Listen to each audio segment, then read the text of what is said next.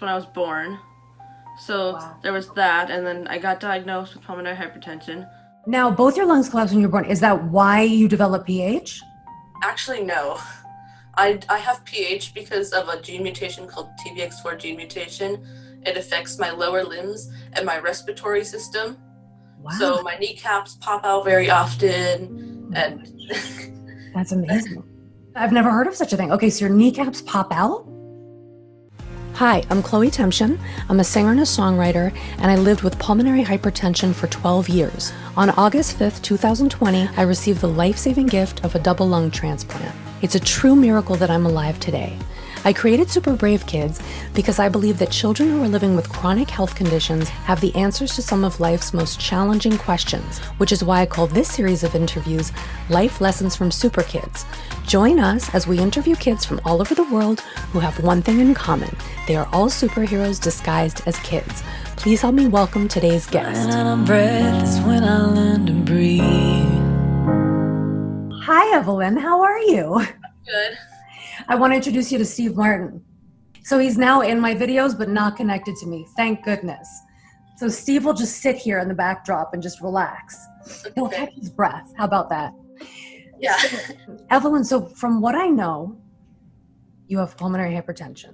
Yes. First, can you start by telling me how old you are? I am 13 years old. 13 years old. Okay, and how long have you had pulmonary hypertension?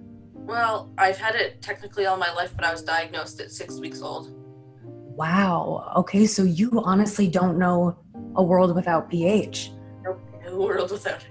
Amazing. And just to give context, where are you with pH? Like some people are, doing terribly. Some people are doing great. So how do you feel you're doing in I'm general? actually doing really well. My pressures have been pretty stable. They kind of normal almost. Wow.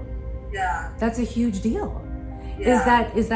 Why is that? Is that because of medication? Is that just because you have a very mild form of pH? Well, I'm on medications, and I don't exactly know why, but Has it always been like that, or has it changed over time?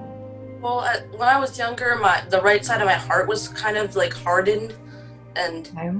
yeah, that was when I was a baby. And then as I got older, it kind of got better. When I was in kindergarten, I had to go to the nurse every day to check my temperature and everything, and there was that. So I was worse when I was younger, Okay. but I've gotten better over time. Yeah. That makes me so happy to hear that. That's huge. How has it affected your life? Yeah, it has definitely affected my life. It's kind of hard because I can't keep up with my peers and run around as much as I'd like to, and I would never play soccer or anything, but if I could, I couldn't because of the running and everything. Even at low pressures, you still can't get around and do what you want to do, basically physically. Yeah, that's because I also have interstitial lung disease. Mm. We don't really know what that is. I think that's kind of new, and my airways are restricted still from something else. It's kind of like asthma, but not really, because instead of me not being able to get air out, I can't get air in. Interesting. So there's that too, that we don't know what it is. And that's not even related to the pH. That's its own thing. But that's its own thing. That's its own thing. Oh God, it's That's what no- else, Yeah, that's Yeah. its own thing. Interesting. So there's a lot going on. What are the things you enjoy doing most? I love horseback riding. I've been doing horseback riding since I was 5. That I can do that. That's physical activity I can do. I am normally in volleyball, but because of the coronavirus, I can't this year. I chose not to because if I'm not going to school, it wouldn't make sense for me to go around to a bunch of different schools with a whole bunch of people. Exactly. So- At the worst time possible. I want to be a veterinarian when I grow up. I don't know, I've always wanted to do that. So there's that. I want to have a family, I want to have horses, just live life. I don't want a transplant, to be honest. Just as long as I can live normal life. I understand completely. I was very anti-transplant prior to this whole thing. Just so I can get a sense, why do you say you don't want a transplant? Is it because of all the things that come with it? And I don't like surgeries, I don't like pain, I don't like anything like that. Yeah. And one of my friends actually died from rejection from it, so I don't don't want to go down that road. I understand. And this is why, of course, I was so petrified forever about transplants, is life expectancy and like everything that comes It's with like, what it. if this happens? I totally get it. I never wanted a lung transplant until I was faced with death, and then it became a miracle, you know? So I think it's something that becomes a miracle if you need it. Like in my case, I was dying or having a lung transplant, you know what I mean? But if you're able to live and be okay, and like, it sounds like you're doing really well, then fortunately it's not something that sounds like you ever, I mean, hopefully ever have to even think about, you know? Do you fear pH? Is it in the back of your head as a fear for you? I mean, it itself really isn't a fear, but like if I get sick, then it is a fear, because me and my brother could have the same cold. He could have it for like a day, a dose of Tylenol will be fine. I could have it for 2 weeks, be admitted to the hospital on 3+ liters of oxygen, and you know, eventually recover and be fine. So you have to be more conscious. Yeah. What would you say is your biggest challenge? Not being able to fit in. That's probably my biggest challenge, because I've never been the same as like everybody else, and so I always just feel different. What is your biggest fear? Things I don't know. Here's my dilemma. I like to know everything possible, but then once I know things, I worry about them sometimes. I understand. So fear of the unknown, but then you also kind of don't want to know certain things. Yeah, but I want to know everything, but then when there's the bad things, then it's like I don't want to know, but I do at the same time. What would you tell somebody who doesn't feel like they fit in? What advice could you give them?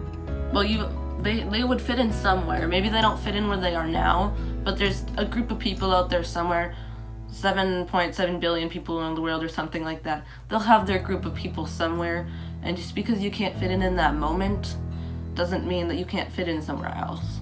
I love that. That's really, really great advice, seriously. What do you think you've learned about yourself? I think I've learned about myself that I can like adapt to different situations pretty well, and that you just kind of have to go with the flow, like a river. Can I ask you, how would you define a superhero? A superhero is someone who's brave and helps people no matter what, and always does the right thing. Or the best that they can, because sometimes there isn't a right answer. There's just 2 bad answers and you have to pick one, so.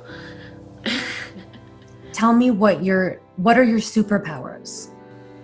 Okay, my superpowers are that I'm really adaptable and I can change and go with the flow to my situation. Do you have a superhero name that you've come up with? I picked Flumen Puella, which is river girl in Latin, and because a river bends to its landscape and adapts, and one of my superpowers is adapting to my life, so that's why I picked it. Do you want to not have pH? I do want to not have pH. If I didn't have to do anything and I just could, pH itself, it's not that bad, but if like all my medical conditions combined could just like go away, fine, sure.